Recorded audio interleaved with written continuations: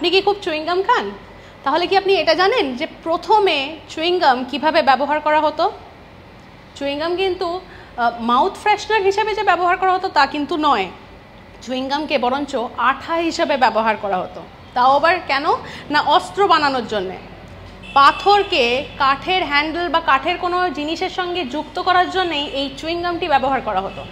শ্রমিকরা এই চুইংগামটি গাছের একটি গাম থেকে বানাতেন এবং সেটিকেই চিবিয়ে খুব যাতে ওটা সহজেই হাত দিয়ে সেটাকে তারা শেপ দিতে পারে, ওই কারণে তারা ব্যবহার করতেন এবং সেইভাবেই এই চুইংগামকে ব্যবহার করা হতো। অস্ত্র বানাতেন বা অনেক সময় কিছু জিনিস ভেঙে গেলে সেটাকে জোড়ানোর জন্যও কিন্তু এই চুইংগামের ব্যবহার আমরা দেখতে পাই। এইভাবেই আসে চুইংগাম। এইরকম নানা আপডেটসের জন্যই চোখ রাখুন আজ তাক বাংলার ইউটিউব চ্যানেলে।